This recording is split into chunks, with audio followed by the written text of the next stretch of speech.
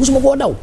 ñuy daw mbedd mi daw laqatu ñoo tey di bëy ram di jaay ay gëree ci ay WhatsApp ak ay Facebook. mais loolu bu ñu ko defee. am tey ñu nekk ci nguur gi. ñu ngi saaga Macky Sall lu nga xam ne. mais oui mënu ko quand même des injures. ba pare Macky Sall nekk ancien président de la République. nekk daanaka institution. mais on ne dit rien. Moustapha Diakhaté bu wax lii. rek ñu mais loolu nag li ma wax ci opposition bi ak ci pouvoir ça n'absout personne. mais li war a am solo mooy classe politique bi moo war a jël conscience. que ce pays on n'a pas le droit de se jouer de ce pays. mais avec le régime actuel fii la ñuy bàyyi ay xale yu ndaw ñu leen di manipuler di leen saagaloo di def lii. muy dem di dem ba li xew Mali li xew Burkina. nous ne sommes pas à l'abri. li xew ci yeneen réew yëpp ñu koy seetaan ay tensions yooyu. nous ne sommes pas à l'abri si nous continuons à laisser. chacun dire ce qu'il veut. ngay saaga sa mag saaga sa kilifa tegoo ko fenn ngay inventer teg ko ci deru nit par simplement yaa ngi ko bëgg a taqal politique c'est pas acceptable. mais monsieur le ministre d'accord ak Ousmane Sonko. pour dire que oui. saaga yi war nañu ko bàyyi. ah oui mais na ñoom moo war a joxe exemple ñu tàmbale ci moom. moom moo war a joxe exemple. mais surtout en particulier lui. oui moo war a jox le premier exemple. xam ni l'opposition du ñu ay noonu. il faut qu'on préfère qu'on se dise aussi un jour ils vont quitter le pouvoir. ah oui mais non c'est dans la logique des choses. tout à fait. et ils vont quitter jeune le pouvoir. lii gën a rafet mooy jour bu ñuy quitter pouvoir que les gens s'embrassent. que les gens se disent que c'est le Sénégal. joxe l'exemple en Sénégal et puis ñu continuer ensemble. donc ñu ngi doon xaar ñu réconcilier les Sénégalais. et puis ensemble continuer quel que soit le pouvoir qui va venir. saluer l'ancien pouvoir et continuer le travail. c'est pourquoi d'ailleurs bu ñu def cette vision Sénégal 2050. c'est là où c'est le premier moment de dialogue pour moi. Le premier moment de dialogue c'est d'abord d'évaluer le PSE après 12 ans d'exécution. C'est ça. Qu'est-ce que le PSE nous a donné? Qu'est-ce qu'il nous a pas donné? Ba pare ñu partant des lacunes du PSE ñu projeter leur vision Sénégal 2050 où l'opposition sera associée ëllëg ñoom bu ñu demee le pouvoir bi ñëw dana ko continuer parce que nous étions d'accord sur la vision.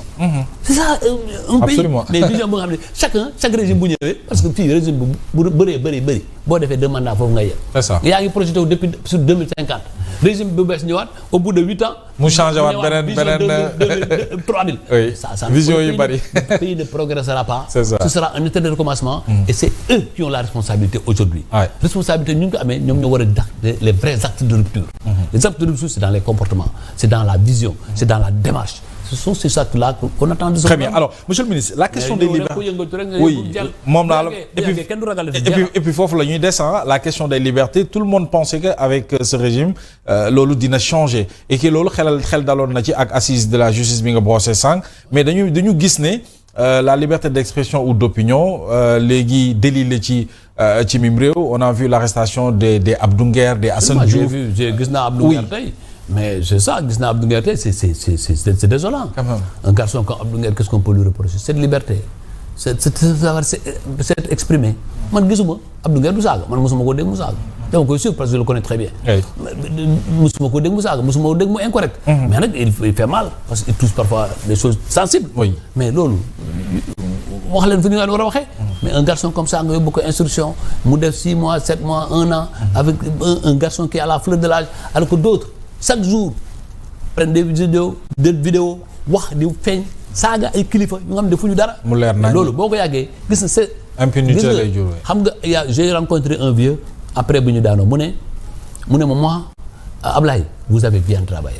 vieux mu ne ma liggéey ngeen bu baax a baax mu ne mais xam nga lu tax man woote mu ne man Macky rek laa bëggoon mu ne xam nga lu tax ma woote lu ma Macky mu ne plus de 2000 personnes nga jàppaleen nga tëj. ma ne ko mais loolu ñooñu dafa am lu ñu defoon. mu ne mais ci perception la baaxul. C'est ça day def tache d'huile en fait. mu ne ci perception la baaxul. Oui. te mu wóor ma ni. Macky Sall en personne moom il est incapable de tuer une mouche. Moi je connais bien Macky Sall. Oui. D'ailleurs boo gisee parti bi di am jafe-jafe c'est que Macky Sall est très sensible. Très émotif. ñu bëri dañuy compter ça sur ce côté bon. Oui. Pour en abuser. Mais Macky Sall est un homme foncièrement bon et c'est pourquoi d'ailleurs perception. bu ci gouvernement bi am ou bien certains militants de parti ils sont dans l'erreur. du bokk oui. Ils sont dans l'erreur. Dans l'erreur. Au contraire aujourd'hui Macky Sall aurait pu leur apporter énormément de dans choses. la gouvernance. Dans la gouvernance. La gouvernance intérieure comme dans la gestion de la diplomatie du Sénégal. C'est important. Parce que Macky Sall n'est pas mauvais. Moi je parle en toute honnêteté. Oui. Macky Sall n'est pas méchant, il n'est pas mauvais. Mais tu entends certains, c'est comme si Macky Sall était le diable. c'est comme si mais c'est incroyable. parce qu'on dit moom moo rey 80 personnes yi ñuy wax. c'est faux oui dañ ko war a dafa war a ñëw Sénégal dañ ko war a topp. Macky Sall lu tax mu def loi d'amnistie lépp moom la oui lu tax mu def loi d'amnistie c'était pour éviter ça mais quand un préfet sort un arrêté ne la Mohamed suba bu fi kenn jaar circulation boo fa jëlee sa camion nga jaar fa. wallaahi yaa tooñ nag. lu la fa dal yaa tooñ nag yow mi tere lu ñu tere nga ne da nga koy def. tey ñoom ñu ngi nii. ñu ngi yore nguur gi. du ñu tere ay marche. du ñu tere ay marche parce que am na lu ñuy xam population bi du ko xam. du ko xam oui. bu ñu interdire yow nga dem Mohamed nga dem fa lan moo la fay dal. yaa tooñ nguur. lan moo la fay dal yaa tooñ buur. mais quand même et dérapage foofu lay amee. te ba tey kenn mënu laa wax ni diw moo rey fii diw moo rey bi xam nga jeter les forces de défense et de sécurité en pâture là c'est trop facile. C'est aussi des êtres humains. Qui travaillent et qui sont des Sénégalais. Dont la mission est de préserver la sécurité publique. C'est important yow nga ne da nga yàq ñoom ñu taxaw te policiers yu day kenn du leen wax. kan moo leen rey donc loolu Macky Sall à un moment il a dit si nous voulons dépasser cela si nous voulons être dans la réconciliation nationale si nous voulons remettre notre pays sur les rails du travail nañu apaiser le pays. C'est important alors. loolu nag man foog naa ni. c'est sur ça qu'il faut aller. Bien il faut sûr. aller vers des paradigmes nouveaux. Des paradigmes nouveaux d'une bonne relation entre le pouvoir et l'opposition. Alors vous avez des paradigmes nouveaux pour la reconstruction de notre pays. Très bien. Tout le reste c'est des. mooy loolu alors monsieur le ministre vous avez des anciens collègues ak des amis certainement yi nga xam ne ñu ngi ci lien de détention actuellement. À cause de ce qu'on appelle la reddition des comptes bi leen fa yóbbu ay nit ñuy topp et on a utilisé la haute cour de justice pour def ay sous mandat de dépôt des anciens ministres de la République ban perception ngay am ci reddition des comptes bi sur la forme comme sur le fond. xam nga d'abord c'est perception c'est pas ma perception qui moo am importance c'est la perception de l'opinion internationale. Oui. day boo dem ci réew mi d'abord xam nga des cours comme haute cour de justice. c'est devenu obsolète. Ah oui ça c'est clair. dégg naa sax gars yi di wax ni oui les ministres ne doivent plus avoir des privilèges. de juridiction ouais. On peut même arriver à ça. Mais l'essentiel nañu respecter tous les droits. Tous les droits mooy le double degré de juridiction ça c'est la première des choses man xam nga bi ñuy wax fi CREI je faisais partie des gens avec le PDS qui ont combattu la CREI et d'ailleurs soo fàttali ko Abdoulaye Wade avait dit que CREI bu foo fekkee mu ne saretu jinne la boo fekk sa buntu kër mu ne bul puus bul lii moytu rek. Il ne l'a pas utilisé une seule fois. Oui. Pourquoi? Parce que Maître Wade avait dit que cour boobu c'est une cour bu nga xam ne qui n'est pas normale. Qui ne respecte pas le double degré de juridiction et qui inverse la charge de la preuve. mu ne su ko dindee. arrivé au pouvoir ñu ne kii dafa bëgg a mbuxum. Oui. mu ne moo tax politiquement. ma bàyyi ko il n'a pas voulu toucher. Mais il ne l'a pas utilisé. C'est ça. Mais bi ko Macky Sall di utiliser. contre Karim Wade. Mais nous tous on s'était offusqués. Les choses ont évolué. Macky a compris énormément de choses.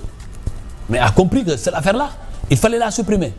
Transformer en parquet qui respectait plus de droits, le parquet judiciaire et financier.